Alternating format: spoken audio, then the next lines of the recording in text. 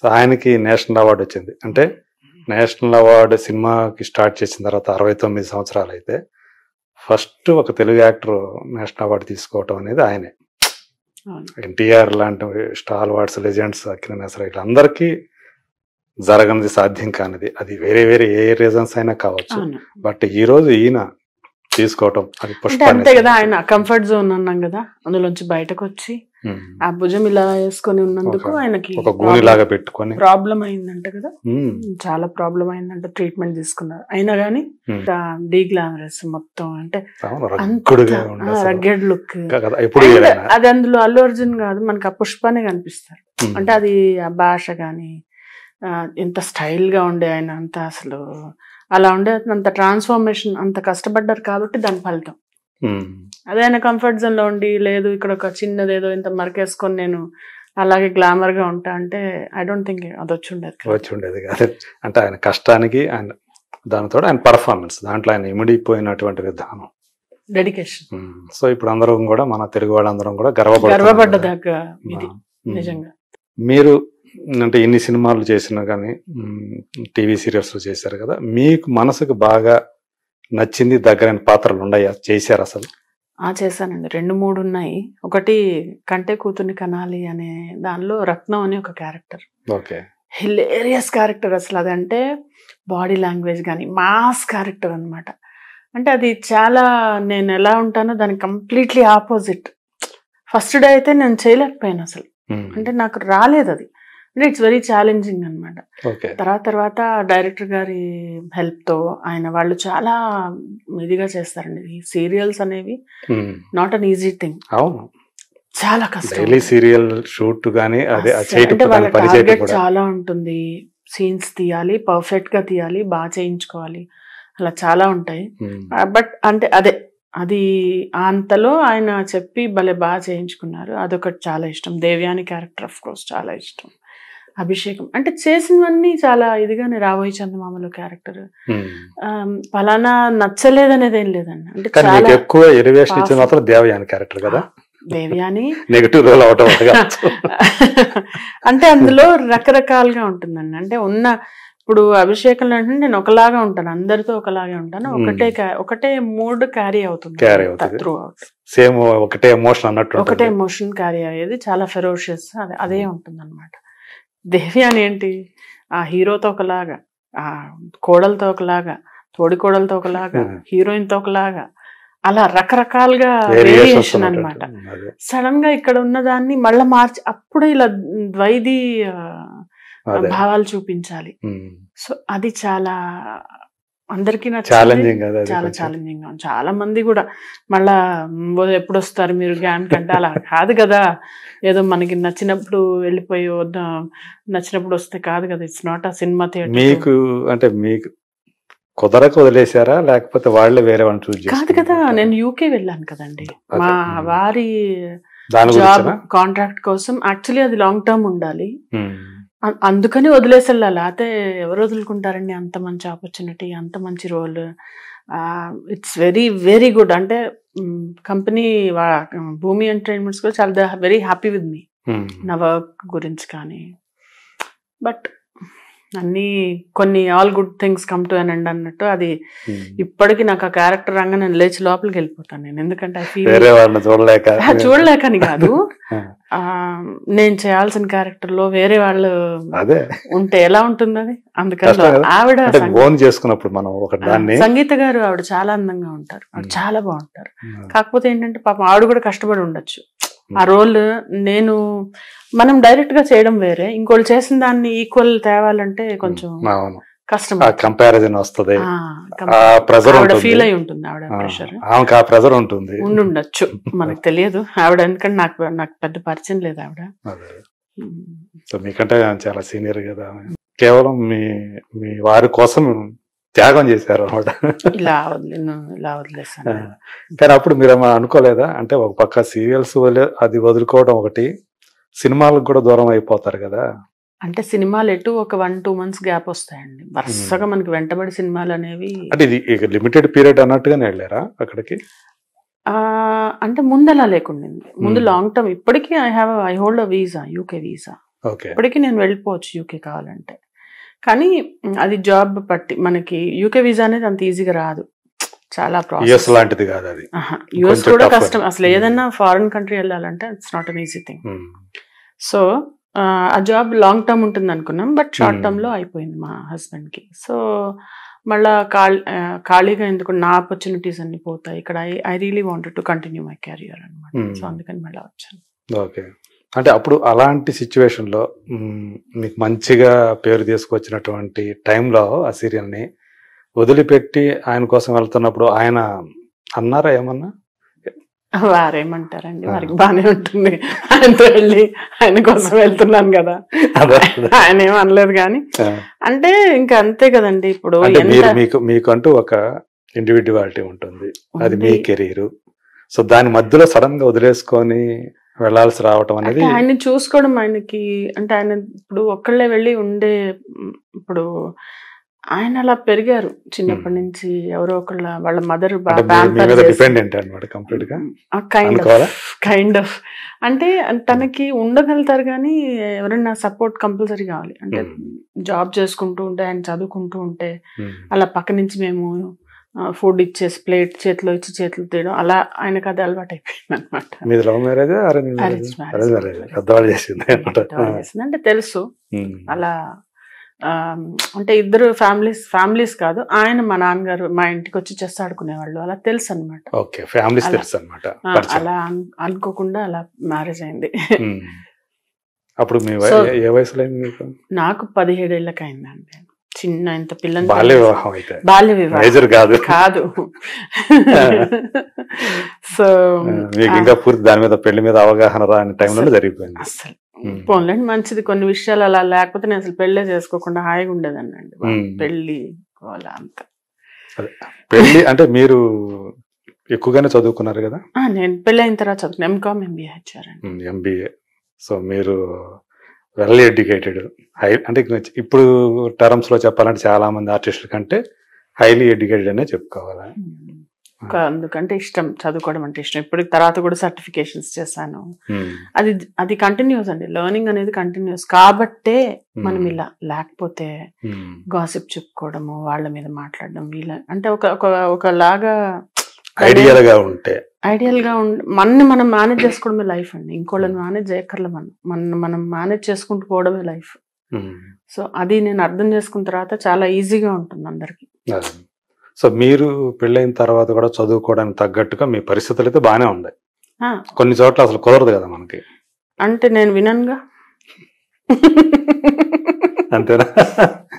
మనం తగ్గేదే లే, పుష్పేనా లేడీ పుష్ప అన్నమాట. అంతే. అంతే కాకపోయినా అంటే కన్విన్స్ చేసుకుంటాను నేను ఏదన్నా. నేను ఒకవేళ లేదు నో అనేది చాలా తక్కువ తీసుకుంటాను. ఇంకా మరీ మనకు వల్ల కాదంటే సరే అని చెప్పి వెళ్ళిపోతా, కానీ ట్రై చేస్తాను.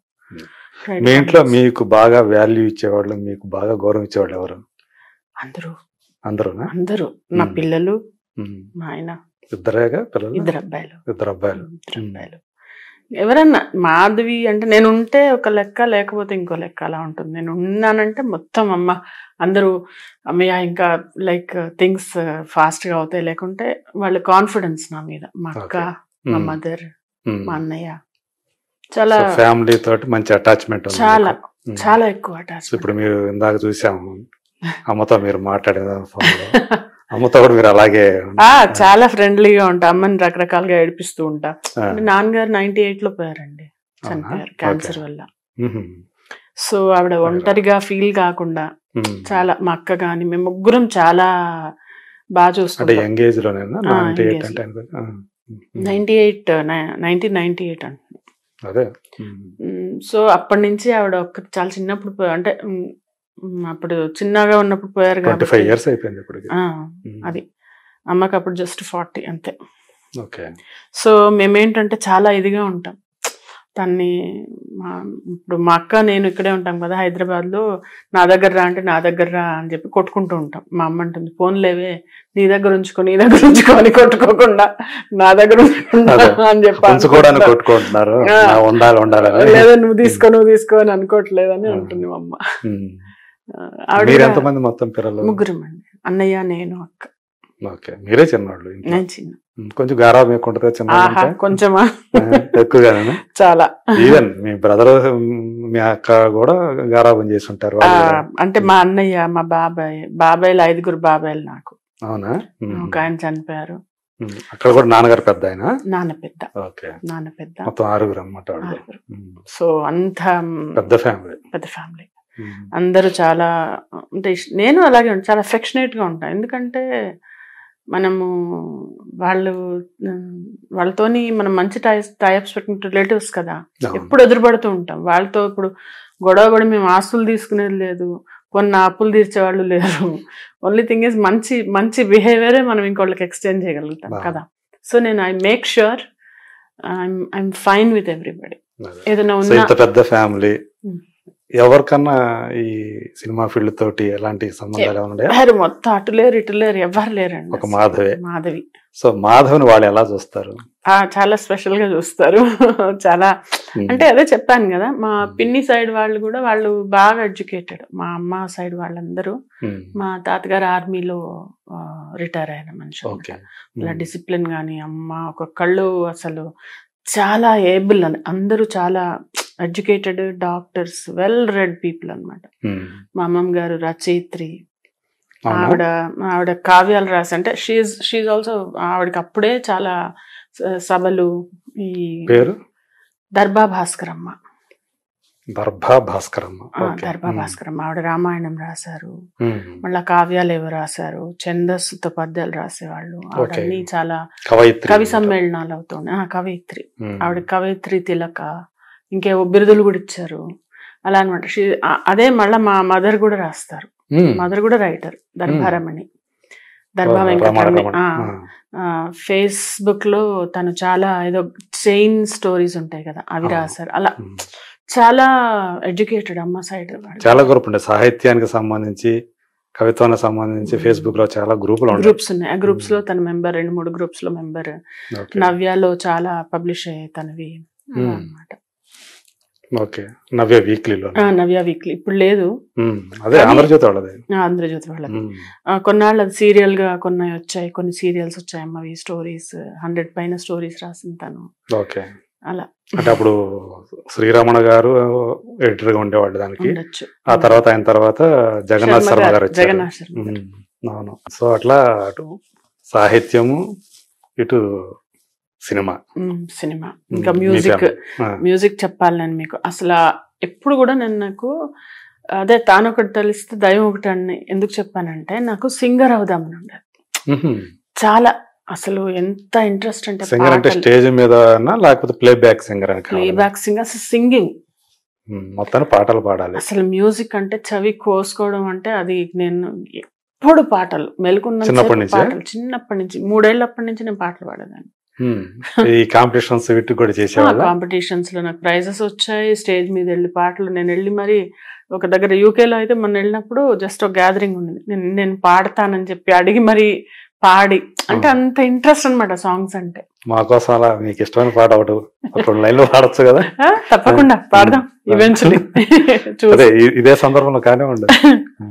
మీకు ఏమన్నా ఐడియా ఉంటే చెప్పండి, ఏమన్నా సాంగ్ మీరు వినాలనుకుంటున్నారు. సఖియా వివరింపవే వగలెరిగిన చెలునికి నా కథ, సఖియా వివరించవే వగలెరిగిన చెలునికి నా కథ. నిన్ను చూసి కనులు చెదరి కన్నె మనసే కానుక చేసి మరువలేని మరపురాని విరహాల తేలేనని సఖియా వివరింపవే. చాలా బేస్ ఉంది, డెప్త్ ఉన్న వాయిస్ మీది. నిజంగా మీరు కనుక అందులో కనుక ట్రై చేసి ఉన్నట్లయితే ఎవరికి తెలుస్తుందో మ్యూజిక్ డైరెక్టర్స్ కి.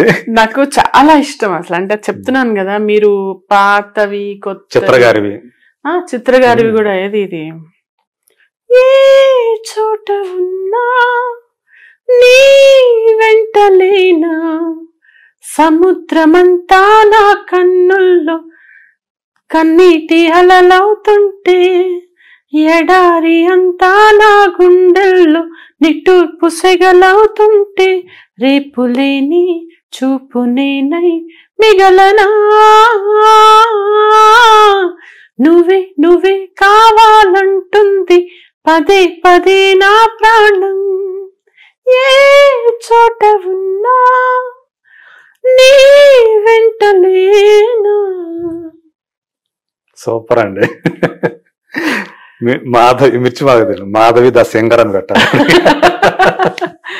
అలా అంటే మీరు అది ఇంకా రెగ్యులర్ గా ఇంట్లో హమ్మింగ్ చేసుకుంటా ఉంటారా? అసలు నాకు నేను వర్క్ చేసేటప్పుడు ఒక సార్ ఉండేవాడు, ఈ పాటలు హమ్ రాకముందు చేస్తుంటే, ఏంటి మీరు చిన్న రేడియో మింగేశారా చిన్నప్పుడు అనేవాడు. పొట్టలో ఎన్ని పాటలు అంటే అంత ఇష్టం నాకు సాంగ్స్ అంటే.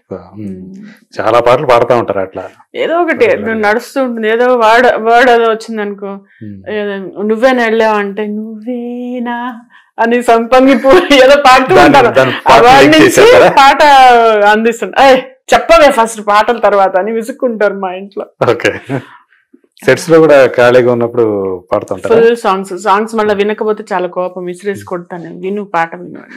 మీ కో స్టార్స్ అంటే కొంచెం చనువు ఉన్నవాళ్ళు నా ఫ్రెండ్స్.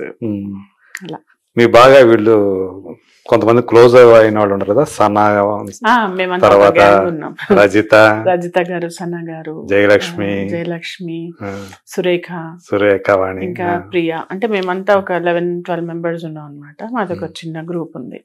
ఎప్పుడైనా బర్త్డే అంటే అంతా విషెస్ పెట్టుకుంటాము, చిన్న అంటే ఏదైనా వాళ్ళ బర్త్డే ఉంటే ఏదైనా ఒకేషన్ ఉంటే వెళ్తాము అట్లా అనమాట.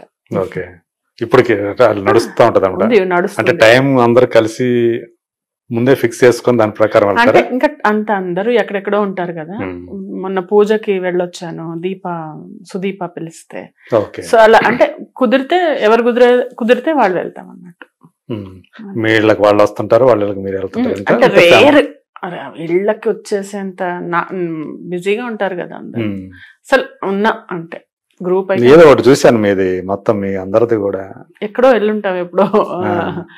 నేనే రీల్స్ ఒక రీల్ లాగా చేసి పెట్టాను. అది ఎప్పుడంటే నేను వెళ్ళేటప్పుడే అందరినీ లాస్ట్ టైం ఒకసారి కలుద్దాం చూద్దాం అని ఉందని కలిసి మళ్ళీ 2 నెలలకి బంతిలాగా వెనక్కి వచ్చాను, గోడ కొట్టి. ఒకే ఒక అతను కనిపించాడు, మగతను రాజా రవీంద్ర అక్కడే కనపడ్డాడు. రాజా రవీంద్ర మంచి ఫ్రెండ్, వాళ్ళకి ఫ్రెండ్స్ అనమాట, వాళ్ళు బాగా ఫ్రెండ్. కుదిరినప్పుడల్లా ఇలా షేర్ చేసుకుంటుంటారు హ్యాపీనెస్ ని అంతా కూడా. అంతే కదా. అట్లాగే బయటకు కూడా వెళ్తుంటారా, ఏమన్నా పిక్నిక్ లాగా పెట్టుకుంటుంటారా? అసలు లేదండి, నాకైతే కుదరదు. ఎందుకంటే నాకు నా రెస్పాన్సిబిలిటీస్, నా బాధ్యత, నా ఇల్లు, నా పిల్లలు, నా వర్క్ చూసుకునేసరికి ఇంకేం టైం లేదు అసలు. నాకు నిద్రపోవడానికి కూడా టైం ఉండదు ఒక్కోసారి. విసుక్కుంటాను, ఇంకా మీరు చూసుకోండి, మీరు నన్ను పడుకొని నన్ను విసుక్కొని నేను నిద్రపోతాను. I will catch some sleep and rest. Time లేదు అంటే ఎంటర్టైన్మెంట్ కి, దెన్ ఏదో మనం రిక్రియేషన్ కి అసలు టైం లేదు నాకు. బాధ్యతలు అలాంటివి.